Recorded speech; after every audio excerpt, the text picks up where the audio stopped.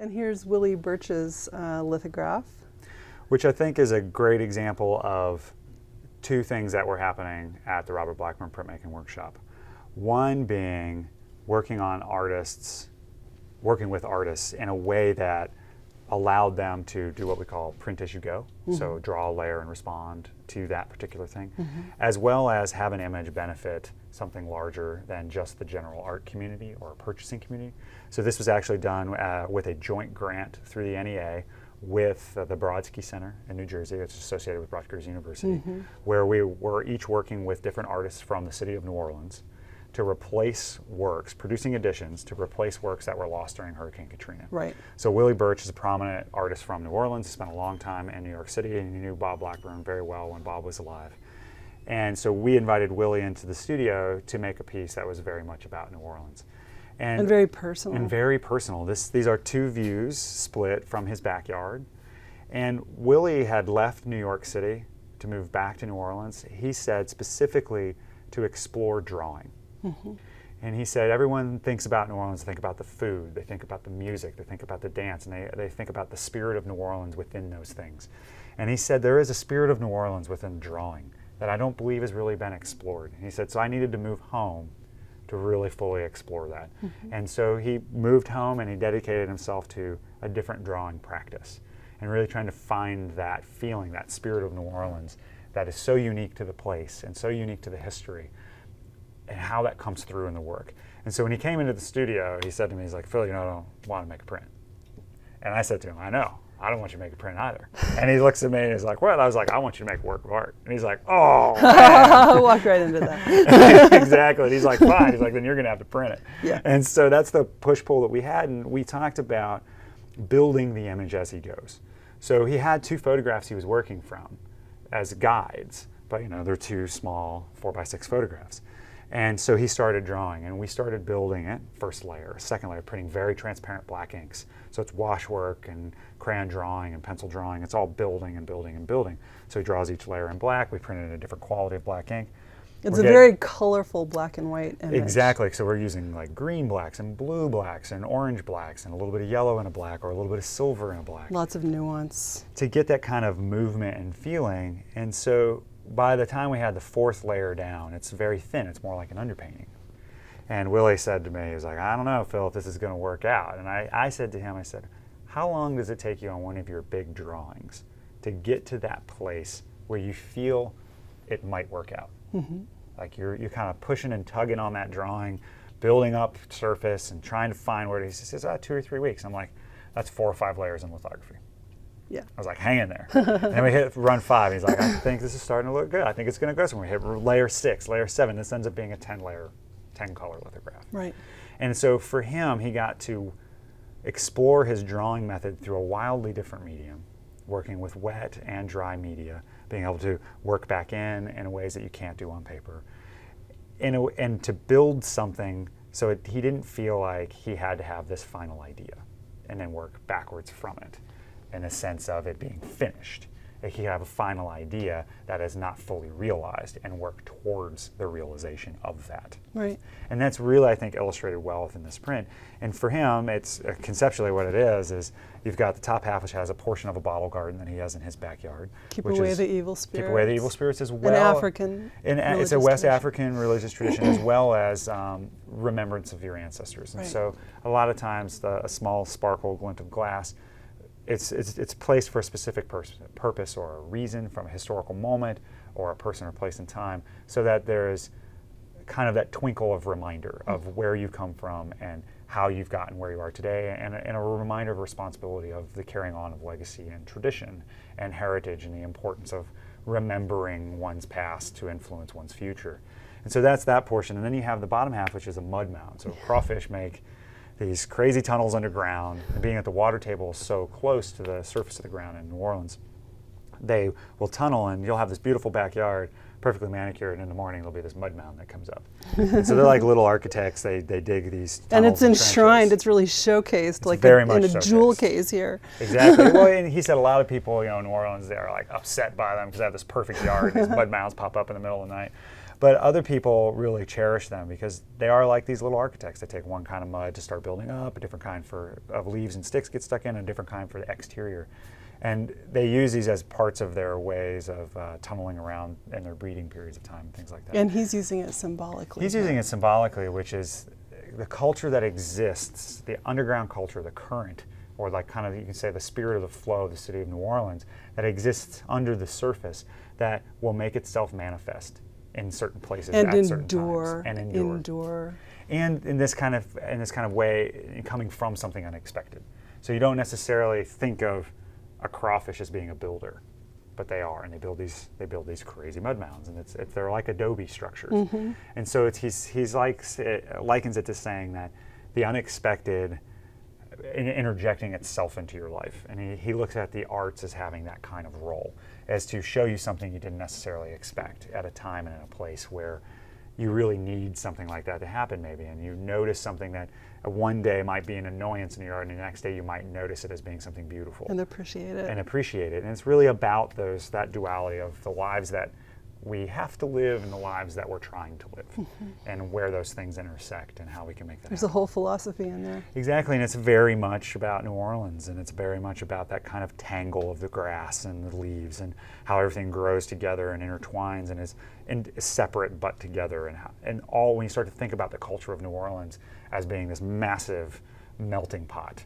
of a place of people from all different cultures that over the history of that city that have intermingled and found this way to exist with one another.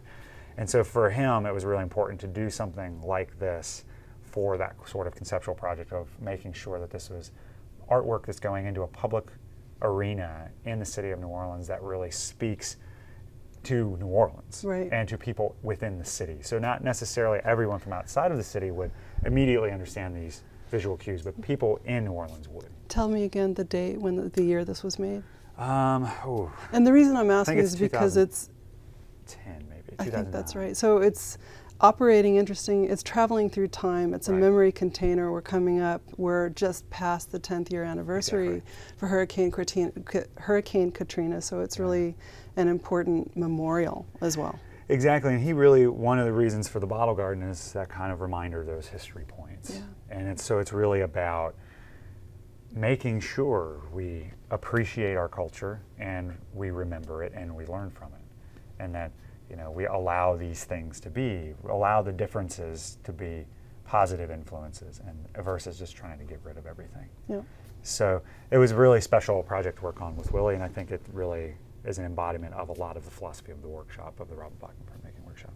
And in building from that... It's one of my favorites. It's one of my favorite prints, too. I had a blast working on it. And in transitioning from this print to this suite of lithographs by Sara Sanders, this was a print-as-you-go process, meaning you draw a layer, respond to it, draw the next layer, gets printed in another color, and you respond. The works that you see here of Sara Sanders are done in the same format. These are mind-bending, these works. They're tiny, but they're monumental.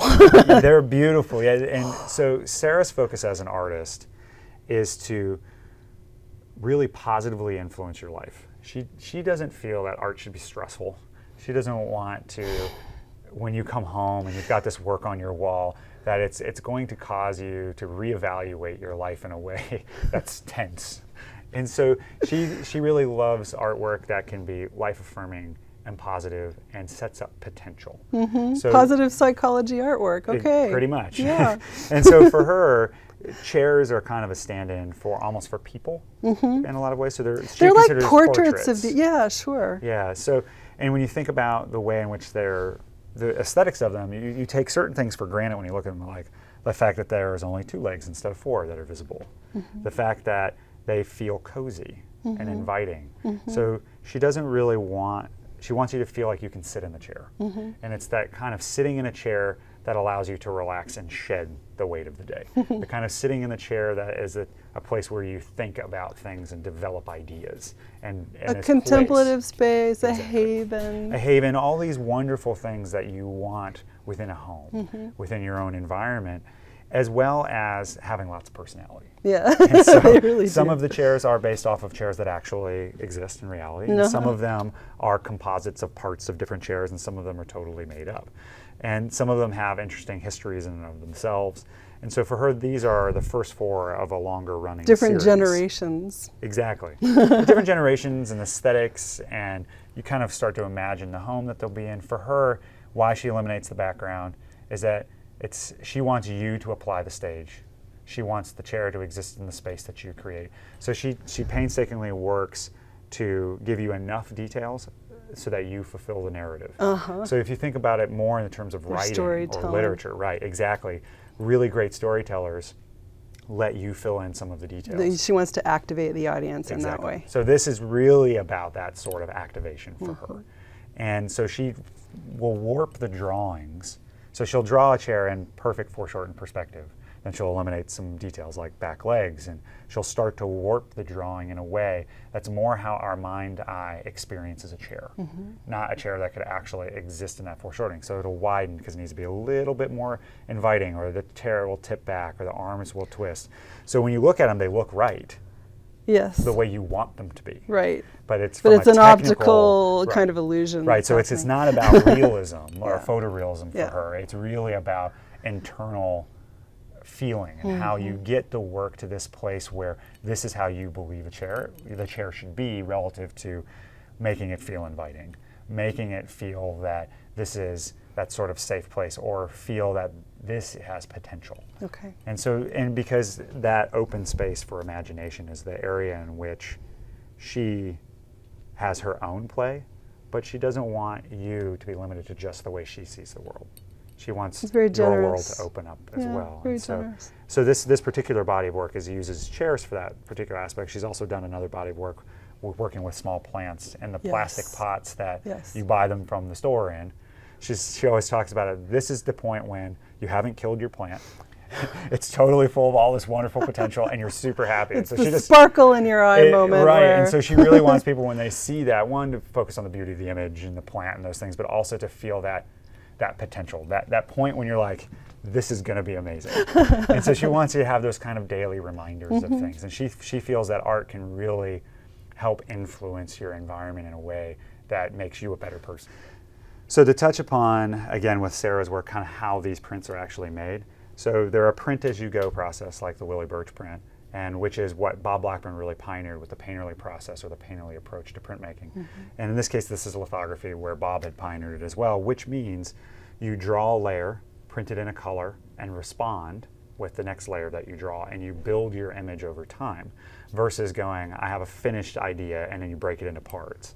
So to give you an idea, it's an additive process versus working backwards from a finished product. So Sara, when she's working on one of these chairs, will do a drawing like this, which is just a line drawing. It's great to see this. And there's no color, there's no texture of a fabric. It's just a general drawing. So she's finding that shape. Right, so she's warping it to get the right fit and the right feel, the right scale relative to the intimate quality she wants to have with the print, so that it feels like the personality of that chair fills the space. As you mean with the sort of open arms. The open arms. So foreshortening-wise, that's not technically correct if you're going for photorealism, but she's not going for that. She's going for emotive quality. Inviting. So she wants it a little more open. So this is how it starts. And so some of what you see here of the films, are what we refer to as films, because they're independent drawings, are some of the different layers of the print. So this is a 13-color lithograph. So when you start thinking about it's 13 colors to build up this feeling of this kind of velvet texture of the fabric. So when Sara and I are working on these prints, a lot of what we talk about is, how do you want it to feel? So what's that fabric?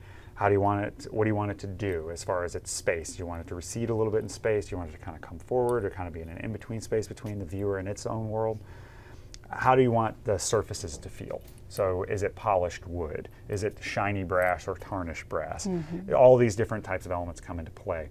How much do you want the pillow to separate from the fabric of the chair? I love this drawing. And so you can see here, so the pillow took 3 different colors. Yeah. So there was 3 colors to create that softness of the velvet of that. There were 6 colors for the body of the chair. So you can see she's drawing more information that's printed in one color, and she starts to draw less and less and less to interject kind of the thread variations.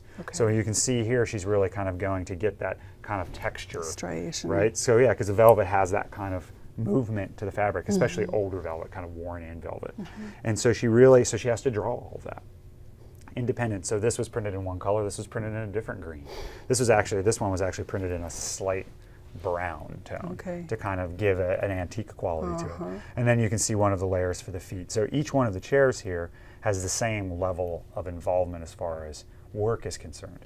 And the thing to really highlight is she doesn't know what it's going to look like.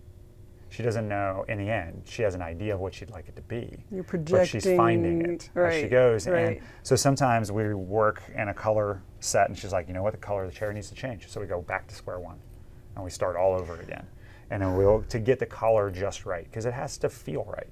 And so printmaking allows an artist that opportunity to spend that type of time to evolve the work, to get it just the way they want it. Mm-hmm. But you can also make changes. So like in the case of the black chair, we proofed it in two different ways. One had a yellower black and one was a more violet black. Mm-hmm. And she started talking to people about, well, which one do you like better? Because it had very different feels.